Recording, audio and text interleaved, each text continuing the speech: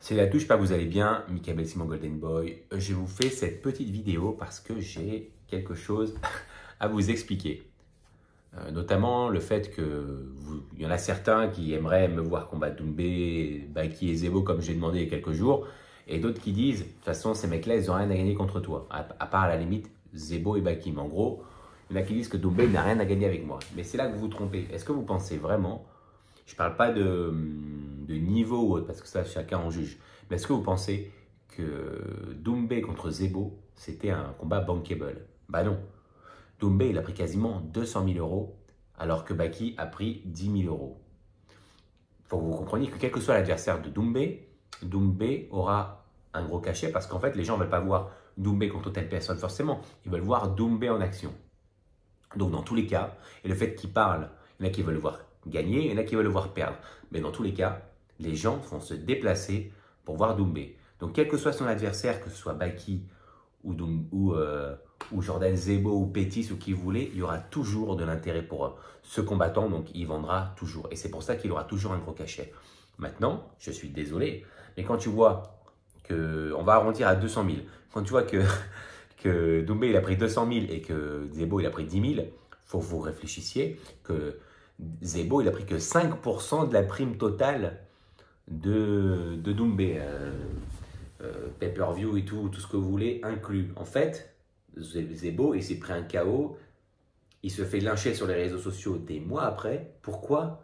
Pour 10 000 balles. En fait, à un moment, il faut comprendre qu'il ne faut pas accepter n'importe quoi pour n'importe quoi. Moi, je demande Doumbé, bien sûr, mais comprenez une chose, jamais je prendrai Doumbé pour 10 000 euros.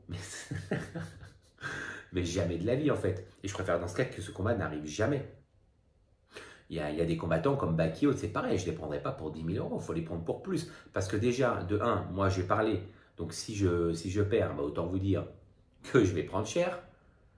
Alors, si c'est pour pas prendre cher financièrement, ça sert strictement à rien. À un moment, les gars, le problème, c'est pas que le combat soit bankable, c'est comment vendre le combat et comment faire pour que le combat soit hypé. Doumbé, enfin, quand vous êtes avec lui, enfin contre lui, vous n'avez pas forcément besoin de jouer le truc. Mais il faut jouer son jeu.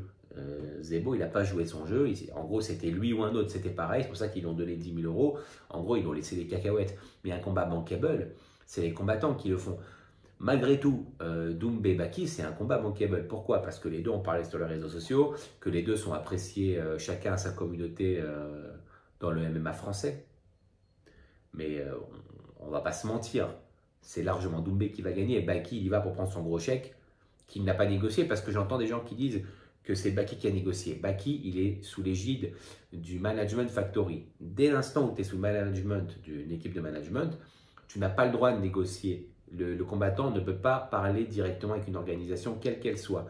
C'est le manager qui va parler avec l'organisation. Donc si Baki prend un gros chèque, et j'ai dit bien si Baki prend un gros chèque, et ben c'est grâce à Fernand Lopez et à son Management Factory. C'est pas Baki qui a négocié.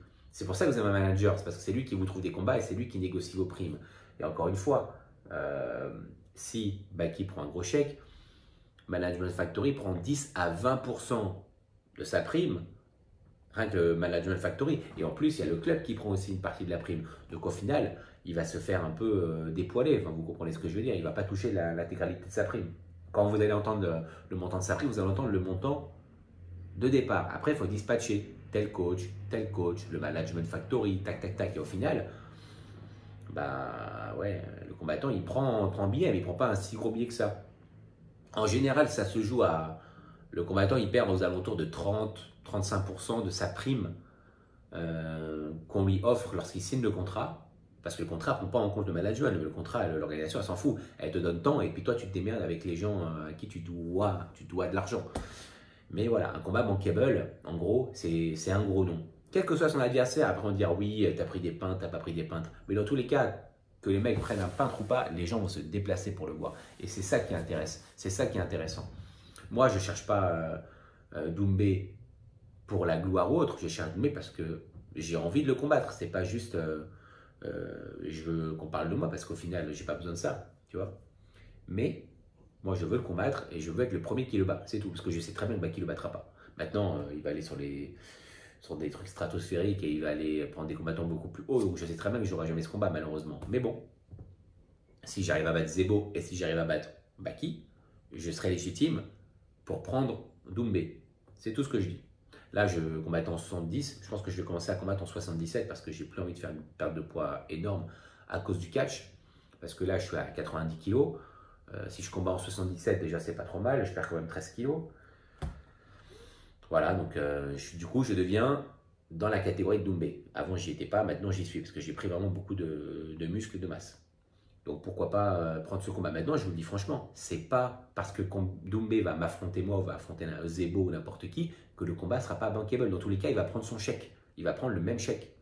C'est ça qu'il faut que vous entendiez, les gars. C'est pas oui, il a rien à gagner avec toi. C'est des bêtises. C'est des bêtises. C'est tout. Maintenant, il faut qu'ils prennent les mecs qui veulent vraiment l'affronter. Loré, pourquoi pas aussi. Et même si on a qui disent qu'il est fou. C'est juste un mec qui veut vraiment son combat, donc il est à peu près à tout. Je suis désolé, mais il s'est quand même déplacé à la Hatch Academy. Si c'est pas couillu ça, moi je comprends pas en fait. Le public veut voir des gens provoquer vraiment, mais quand les gens provoquent vraiment, ah non mais là il est trop loin, il a manqué de respect à Hatch. Hatch n'a rien à voir là-dedans. C'est un combattant contre un combattant. Je suis désolé, mais dans la boxe anglaise, surtout il y a quelques temps, ça se faisait. À l'époque de Tyson, ces choses-là se faisaient. Et ça n'était pas considéré comme un manque de respect vis-à-vis de l'autre équipe ou vis-à-vis de l'entraîneur. C'était le combattant contre le combattant, c'est tout.